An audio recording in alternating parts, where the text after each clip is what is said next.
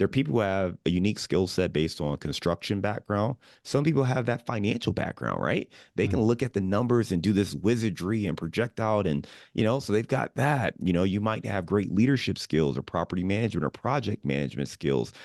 So I think you have to focus on whatever your skill sets are. All right, everybody, welcome back. We got another exciting episode of Action Takers Unscripted. Today, I have my guest, John. He's with us this week, and he's going to share his story. He's going to share his background. John, thank you for coming on the show. Welcome to the show, man. Yeah, man, Arsenio, thanks for having me here. Excited to chat with you and your audience and jump into things. Absolutely, absolutely. Let's get straight to it then. John, can you just share just who you are, your background, Sure. and what you do in the real estate game? Yeah, my background's in corporate America, did marketing for 15 years. But really, I'm a guy who had a duplex. I lived in one unit with my wife and I rented out the other side, and I wanted to scale a real estate portfolio. So we'd save our money and buy a property, save our money and buy a property. And right around that time, we bought our third property. The company I was working for actually went bankrupt. And at that time, I had two small children. I was running out of my money because I just invested in this 8 unit property. So I didn't have as much money in the bank account. I had equity, but no cash, right? Mm. So I ran out of money. And I'm sure your listeners understand what it may feel like to run out of money, right? I'm sure you've run out of money trying to do real estate deals, right? Right. So I started to wrap my head around other strategies and I learned from other people about OPM, other people's money. But I was of the belief that you were supposed to save your own money and invest. And that was the only way to invest. But it made me start to think, maybe I should explore this a little bit more.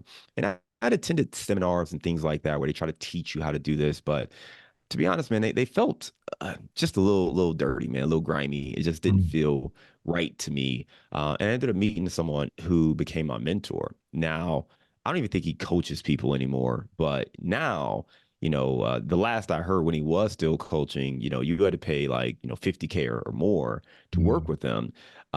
So he's not really doing that at all today.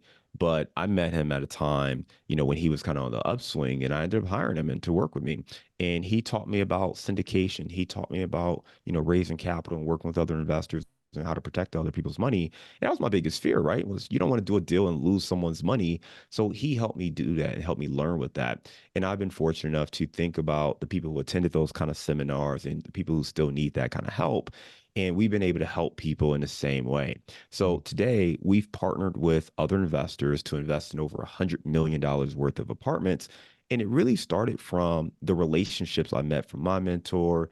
I found another group. We partnered together on a deal, a syndication deal, it was 192 units. So that was the first syndication deal I ever did. I wasn't the lead, but I got a chance to be involved, to be a general partner, to learn while I earned, while I was bringing on my investors, and to really be a part of this awesome group, right? Learning from this group, I went out and started doing my own deals. Did an 81 unit down in Florence, Kentucky, did 104 units out in Louisville, Kentucky, and really started to scale the portfolio. And today we help people in one of two ways. If you want to be an active investor yourself and do exactly kind of what I did, we have education platforms to help teach you how to do that. Or if you just want to be passive and you say, John, I love it. I want to do real estate, but I don't want the headaches that come with it, right? Well, Yeah. we have opportunities for people to invest passively with us. So we take people on that way. Mm. All right. That's an incredible background. I think I want to dive deep into like the reason why you wanted to get into the multifamily. And before Yeah. I do that, you did you start with the duplex? Was that your first real estate journey? And then Yeah, absolutely. it seemed like you wanted to scale from there. Like you said, something about 8 unit. Let's just talk about that a little bit. Just can we go back in time and just go back to Sure. the first investment property, that duplex? Yeah, the first investment property was a 2 unit building. Prior to that, I was a renter. So my wife and I rented an apartment in Chicago. We wanted to invest. We had been reading about investing and studying everything we could. So we wanted to house hack, and we didn't call it house hacking back then. That was a term that certainly has become more popular now. We bought a duplex. Man, I keep wanting to say duplex, 2 unit. I'm tripping on my words. So we bought a duplex, right? And in Chicago, you have a lot of top down 2 units. So we lived in the top floor and we rented out the first floor. And then from there, that was a chance for us to get our feet wet, to test this thing out, to see how it went. And one of my fears when we bought that property was, what if this person doesn't pay rent? Like, am I going to have to evict them? Like, will they, like, what's that process going to look like? So it was really concerning to me starting out, but we were able to collect rent. We did a good job with the residents that we had. And then from there, once we got some feedback that, hey, this does actually work. And we actually created a ton of value in that first project. So then we said, okay, well, let's do more of these. We bought a 3 unit property. That 3 unit was the first true investment because we were not living there. So we had 3 residents who were paying rent. The numbers had to work. On that first one, we weren't cash flowing because we lived in a property, right? But instead of paying the $1,500 in rent, which is what I was doing as a renter, we now only had to pay like $900 of my mortgage, right? Mortgage was like 2,400.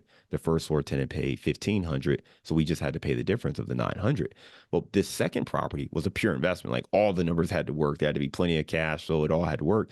So once that worked out, we're like, okay, this works. We need to do more of this. How do I make this more of what I'm doing versus my day job? So that 8 unit was the third investment we made. That was a commercial property. I had to bring on a third party management company, which was great because it gave me experience managing the manager. It also gave me a chance to understand what do we need to do in commercial real estate because the rules are a little bit different. The financing is different. Some of the expenses are different. How you manage tenants is a little bit different. So there were things and nuances that we had to learn. So going through that experience was really helpful for us. But we also realized at that time we were running out of our own money because we were just saving money and putting into these deals. So now we have $1.5 million portfolio, which on paper sounds great. But again, once my company went into bankruptcy, I was really nervous because I'm like, man, the money I have is now tied up in these properties, and I don't have enough to take care of my living expenses if this thing goes very long. And luckily, things did work out for me. I actually never missed a paycheck. The owners paid me out of pocket while they created a new company, but it could have very easily gone a different way. So that made me really warm up to this idea of another strategy, and in particular, apartment syndication. Would you say because your back was against the wall, you just had to? There was no failing at that moment, at that point. You had to find a way to bring in more cash without, I guess, you using your own capital without selling those properties because those properties had, yes, they had equity in it, but you had to find a way to get some cash flow in. And would you say that was what catapulted you to find other people to invest in properties or invest in other projects for you, or would you say that took some time before you actually took that leap to get into a bigger type of business? Yeah, that's a great question. As I think about it, it's tough because I'm trying to answer that question with my mindset today versus my mindset then, right? My mindset Mhm. today would say, there's no such thing as back against the wall failure because if something doesn't pan out, I know there's 72 other ways to make something work, right? So, and nothing's going to Mhm. break me if something fails. I'm going to come back and make it right. So it's hard for me to say that today, but going back, absolutely, I felt pressure, right? I felt pressure because how was I going to take care of my family? I had 2 young boys. I mean, at that time, my youngest was probably like 1.5, and my oldest was like 3. So I certainly felt pressure to take care of my family, provide, and all those different things. I wouldn't say it was necessarily pressure for syndication because there were different strategies. What really pushed me down the path of syndication is this the thing that I believed in most. First and foremost, I believed in real estate. And I tell everyone this if you want to be an investor, 3 things have to be true. Okay. And this is if you're raising capital for deals. One, the people you're talking to have to believe in real estate as a vehicle to help transform their financial future, period. Mhm. And when you hear stats like 90% of the millionaires in this country make their money through real estate, it's something most people understand. It's tangible enough and simple enough that people can understand it, especially when housing prices are shooting up, right? If Mhm. you just know that there was a house down the street that was listed for $300,000 5 years ago, and today it's worth 500,000, or it's being listed for 500,000, well, that's 200,000 equity. Well, people can recognize, oh, I can see how people are making money in real estate based on that, right? So they got to believe in real estate. The Mhm. second thing is they got to believe in multifamily.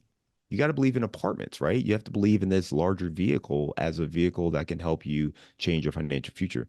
The third thing is they have to believe in you. So when I was starting to build my personal portfolio, what really happened and pushed me was I'm sharing this with my friends. Keep in mind, I'm in my early and mid 30s at this point. So I'm sharing this with my friends, my buddies, my colleagues, my family members, and I'm trying to get them to do the same thing. Hey, go buy you a 2 unit. Hey, go buy you a 3 unit. Live in one unit, rent out the others. None of them did it. None of them, right?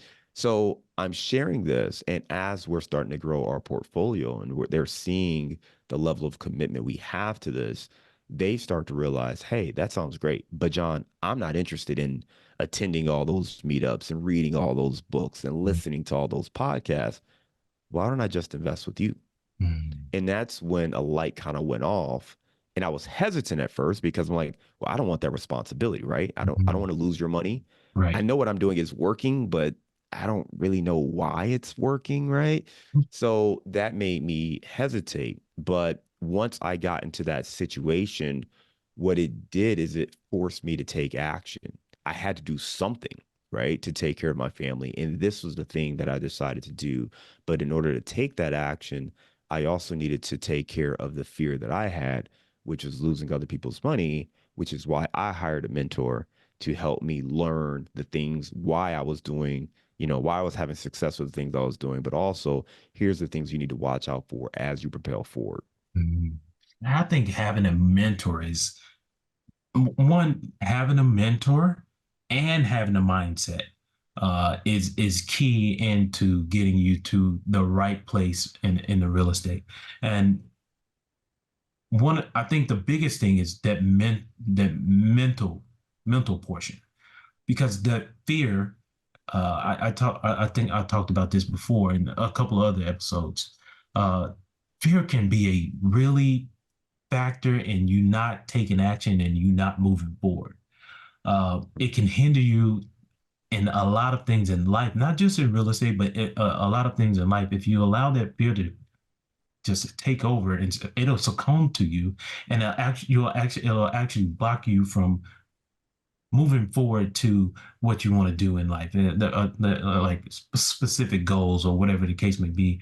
And I think the it's not just fear; it's just a lack of knowledge, a lack of, I guess, a lack of what's going to happen in the future. And you talked about having that fear of losing other people's money, which I think a lot of, or if not all, capital raisers do have that fear, and it's still somewhat of a bit of fear in the back of the head. But you also learn throughout the process that um, the systems that you have in place is there to protect the investors and yourself if you are doing the proper due diligence for these properties and doing the proper just work and not just the work, not just the proper due diligence, but what goes in with the due diligence is proper underwriting, making sure the numbers look right, make sure the investors understand what the numbers look like, and ensuring that they trust you because they're not just investing in a project, they're investing in you and trusting you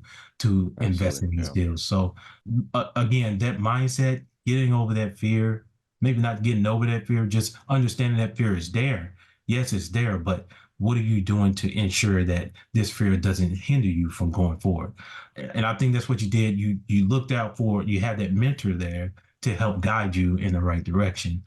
With this mentor, what would you say, like, what was you looking for in this mentor, or what did the mentor see in you that he was like, okay, let me mentor you, let me guide you through this process?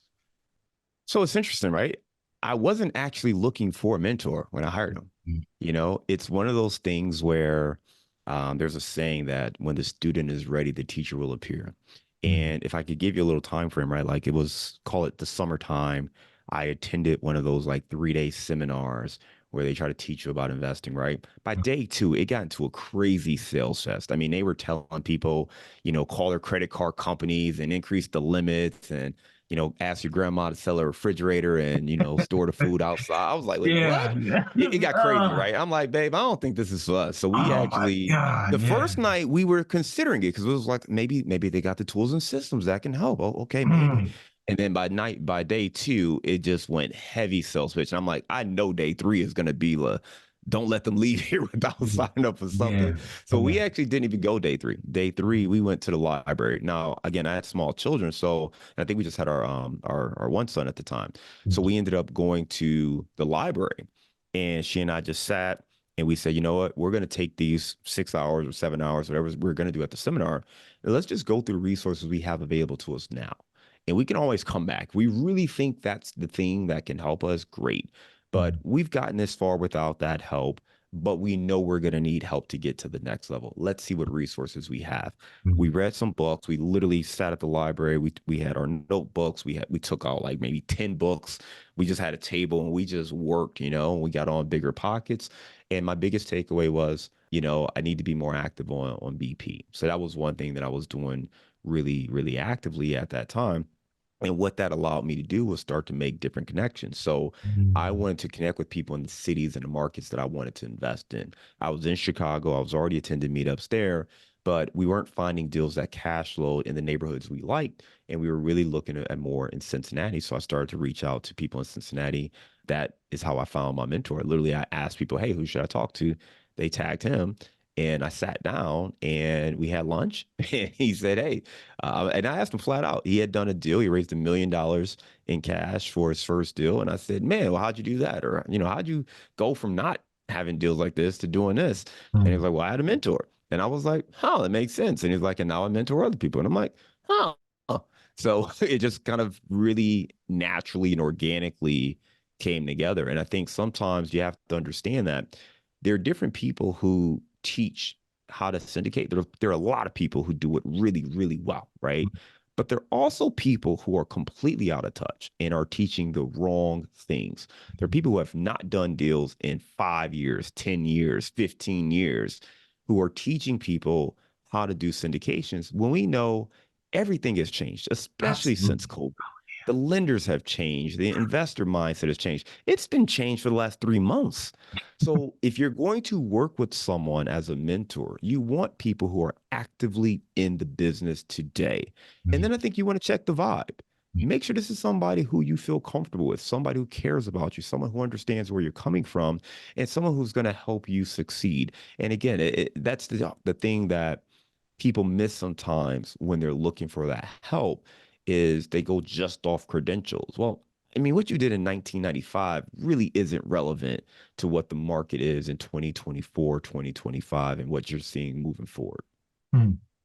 You said some golden nuggets right there, especially when it comes to these especially when it comes to the raising capital and these folks that's teaching this and haven't been in the game for over 15, 10 years. Like, how can you tell me how to raise capital in 2024 when you haven't raised capital since 1995? It just doesn't make sense to me. It's just I don't know, but you are absolutely right. The market is ever changing. It changed within the last couple of months. It's going to change and be forever changing. So we have to be willing to adapt as capital raisers, as real estate investors, period. You have to be able to adapt because a lot of people didn't even see COVID coming. I think you mentioned COVID. Mm-hmm. COVID happening, no one predicted it. No one could have predicted that.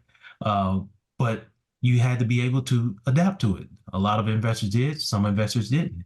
And not only that, with the market changing and as far as the lenders and interest rates rising. No one could have predicted that either, but you still have to adjust to all of these things that's happening. And if you're not able to adjust, then maybe this real estate game isn't for you, or you just need to take a little deeper look into yourself and see what you need to do to make that pivot and make that adjustment. Uh, John, I know we've been going deep into like just building up the momentum Yeah. to getting you into the bigger deals and everything. So let me go ahead and get into it. So we talked about your first deal and then building up to get into these bigger multifamily projects, actual multifamily projects and syndications and everything. You have your mentor. What specific multifamily were you looking for? I know we talked about some of the units that you Yeah. purchased over the time, but what specific criteria do you look for when you're looking at multifamily projects? In general or back then? I would let's say your first let's say after the 8 unit, Yeah. What'd you look for then? What was your criteria? Yeah, so ultimately, the way we invest, and it's going to be different for every investor, right? I think you need to understand where you think there's opportunity, but then also where your skill sets. So for us, we take a look first at markets, and then we look at what our strategy and our business opportunity is. So when it comes to markets, well, my background's in marketing. I did 15 years in corporate America doing marketing and advertising for large companies. So market research is something that I spent a lot of time understanding. So when we're looking at markets, we're looking at where the path of progress is, where demographics headed. We're looking at population. We're looking at job growth. We're looking at the different elements that help to show growth for a market. So we can do that at the macro market level, and then we do that at the sub market level. So first, we're going to look at the markets, and then we're going to look at what we like to focus on, which is B class value add investments. We like B class because it's workforce housing, it's working America. Sometimes people hear those words and they think affordable. That's not necessarily the same thing. Okay. I'm not talking about subsidized properties. I'm just saying this is not luxury. It's not high end luxury. It also is not kind of low end, properties where you're just, trying to maximize cash flow. So we like to create kind of that value in the middle where you've got hardworking Americans, your teachers, your firefighters, your police officers, it's blue collar America where they're going to rent. So these are homes, they're attractive units. We want to be able to make upgrades. We want people who can afford to pay the rent, but also can decide where they want to live. So they want to see, these improvements into these units, into the places where they're going to live. So that's kind of where we focus. And we try to take properties that are, typically, let's say 80s, 90s, early 2000s constructions and just modify them, upgrade them and modernize them so that they reflect the taste of today's resident. So that's typically our business plan. We get into it with kind of the financials as far as what returns investors are looking for, but we try to go in and make sure that we invest in quality locations with a quality property and drive our value add business plan. Okay, is there a specific number of units that you're looking for, or a specific market? I know you mentioned Cincinnati, Ohio at one Yeah. point. Yes, Um, markets for me are going to be, and we have two ways of approaching it with our business. So okay. we have deals that we are the lead operator. So that's typically going to be markets closer to the Cincinnati area, 2 hour radius. So think Louisville, Kentucky, Indianapolis, Columbus, Cincinnati. But then we also have a small network of operators that we've built relationships with over the last, 7, 8 years. So we will do deals in Georgia and Florida and the Carolinas with these select operators that we've gotten to know really, really well. So in that case, we are focusing on those markets based on the relationships. But if we're the lead, which is primarily what we're focused on, it's going to be that 2 hour radius of the Cincinnati market. Got it. That And then makes a you lot. mentioned deal size, usually 75 units and up. We really prefer 100 units and up, but depending on the property, it may make sense if it's at that 75 unit range. The specific cash flow you're looking for, or what? Let's just ask this: you look for cash flow? Most multifamily, I said military, but most multifamily are looking for that cash flow. Are you looking for appreciation? And is there an exit? Yep. Is there an exit? I guess in types of years. What are you looking for as far as an exit route? Well, I think as investors, we all have to have our approach, right? What business plan makes sense? I think a big mistake people make is taking a unilateral approach to every deal. Okay. So what we try to do is understand what's the opportunity here. And because we're clear on what our buy box is, we're also clear on what the business plan typically is. So a lot of times it does reflect kind of the same thing there, but sometimes it doesn't. Sometimes you get something that still is a great deal, a great opportunity. It's just for a different investor, maybe a different business plan. So typically for us, we are looking to double an investor's capital over a 5 year hold. That's the easiest way to think of it, over a 5 or 6 year hold. So we look at how we do that, how much of that is coming through cash flow, how much of that's going to come on the back end. I will say that we place more emphasis on the stabilized cash flow than we do on some of the other metrics because, you know, we know markets change. We know the sentiment can be different 3 years from now, 5 years from now. So we want to make sure that if that does change, we feel we're in a good place to deliver cash flow for our investors. That's a great point. That's a great point. I like that, and I like that concept too. That's typically what syndicators look for to try to, within 5 to 7 years, give the investors back their return and get back on a double digit return. Let's say this. Have you had any obstacles or hurdles that you can think of? Let's just say with the bigger multifamily deals, these 70 plus units that you've dealt with. Have you had any hurdles that you had to overcome, and what lessons did you learn from them, and what can you, if you would like to share with the audience? Yeah, I think with a lot of deals, one of the things that holds people back from syndication is, well, they don't know where they're going to get the money from, right? Maybe they have concerns with, okay, either A, I don't want to lose people's money, or B, well, even if I did know people, who's going to give money to me, or how much am I going to have to, raise for this deal? So that's a challenge that I think people face all the time. So certainly starting out, that was a hurdle that we had to work through and develop a plan to develop and expand our network so we could raise capital for deals. As far as the operational side of things, you're always going to run into, you know, differences, right? Things that happen. One of the most common things across multiple projects is just a relationship and how you manage your property management team in the construction or renovation process.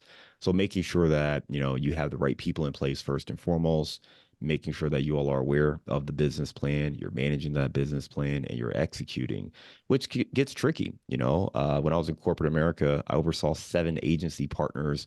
We had $100 million advertising budget, and trying to get everybody on the same page. It always took work, right? Because Mhm. sometimes what's a win for this group is not a win for this group because it was zero sum budget, right? If I got $100 million, if I give 25 to this group, well, that group is mad that they don't have a chance to tap into that, right? So sometimes you have to recognize that the people around you, your vendors, your partners, they may have competing interests, and you've got to be able to lead and drive that discussion. So that's always a little bit tricky, but making sure you have the right people in place, making sure you find the win for everyone, and really being a leader of that process, a leader of the situation. That's going to be the best thing you can do to drive success.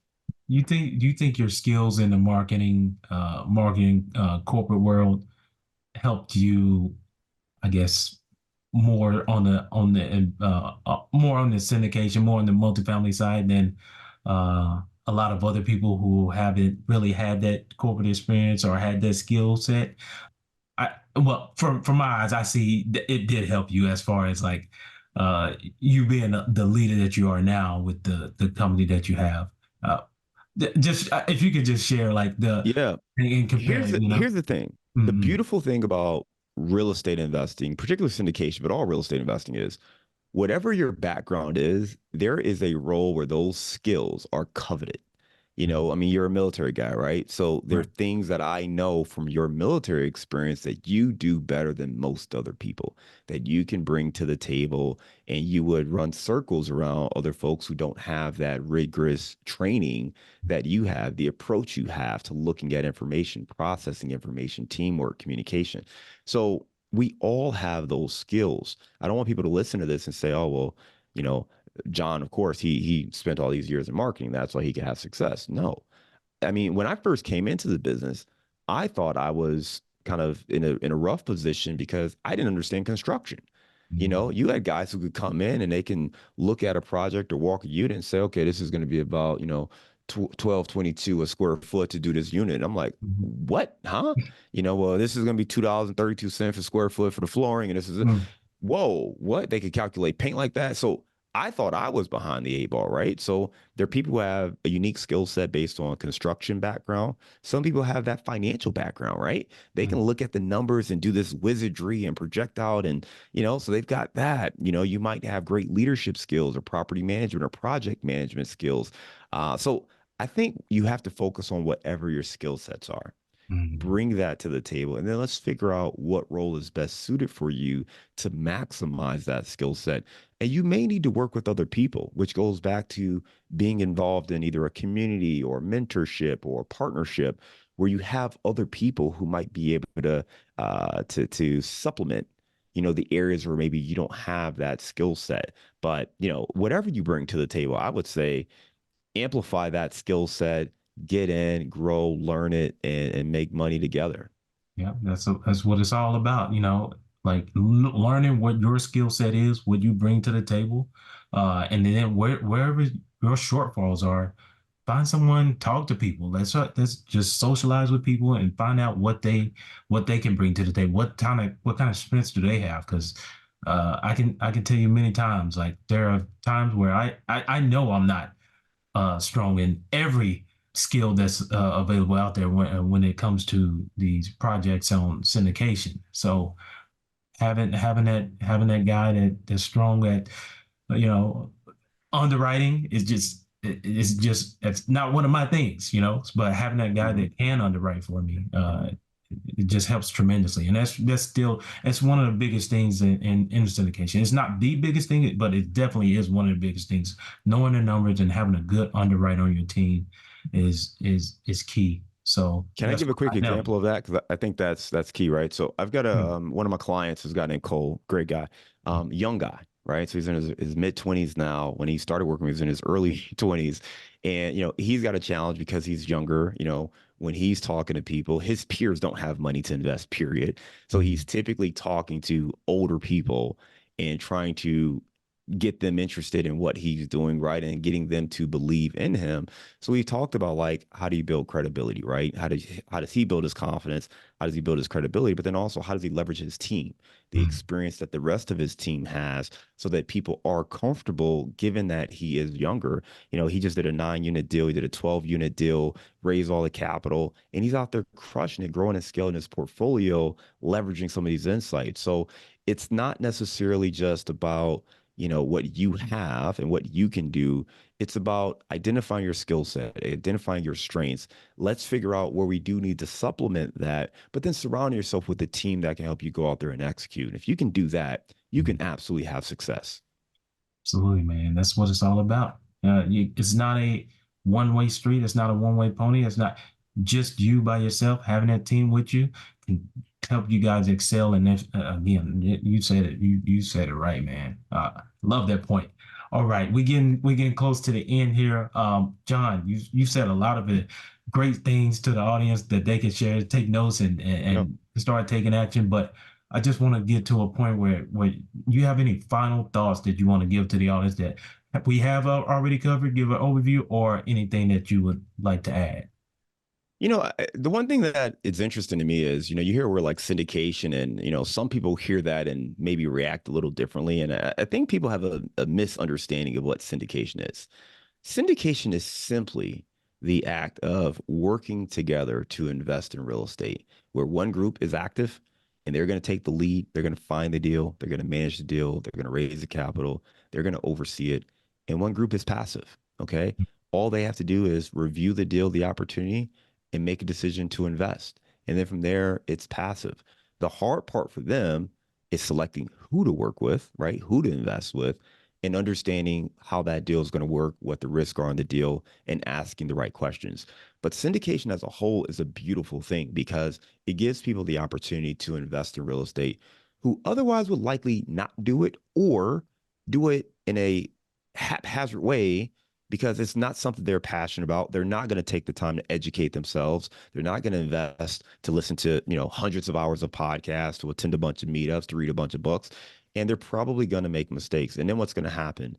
They invested because they thought real estate could help them reach their financial future. But because they didn't invest in the education, they may lose money, or they may have the deal be harder than they want. And so many people invest in real estate and it becomes a second job, right? Mm, You invest for passive income and it ends up being a part-time job. And you're like, wait a minute, this is actually worse. Like, I got more work to do now. I'm spending my weekends going and showing, vacant units and painting units. I was supposed to have financial freedom and passive income. And here I am with another job.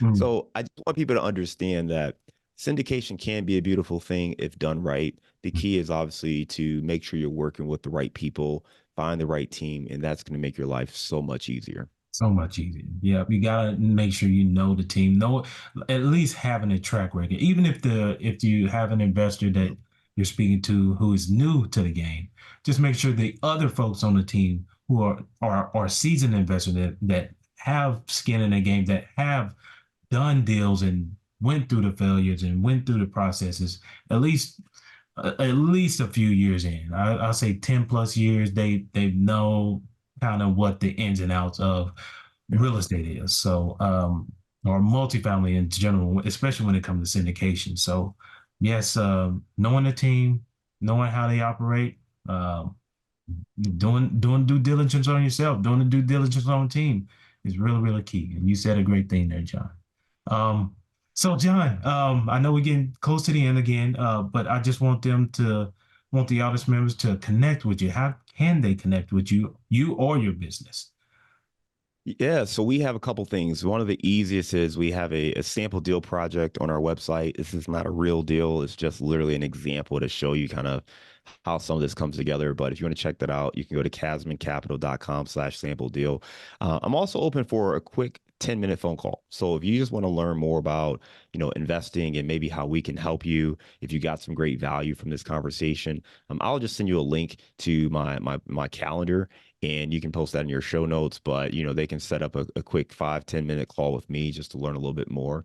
And then lastly, we have our own show called Multifamily Insights. So if you love podcasts, love getting great value like this, you can check out Multifamily Insights wherever you listen to podcasts. Awesome. We'll definitely include all of that in the show notes, and I will definitely add your podcast to my listening view now. I think I saw it in the previous video. I probably already did. I just didn't notice. But yeah, I'll take a listen to, and maybe I'll be a guest on your show too. What? I Let's love it, get it man. I going. love it. All Yes, right, sir. Yes, but sir. John, I really do appreciate your time today. Thank you so much. And I'm sure the audience members got a ton of information and a ton of value out of you too. Absolutely. Well, hey, thanks for having me on. And listen, if we can help anybody grow their multifamily portfolio, that's what we are here for. So make sure you reach out and we'll talk about next steps from there. Absolutely. Again, thank you, John. We'll see you next time, brother.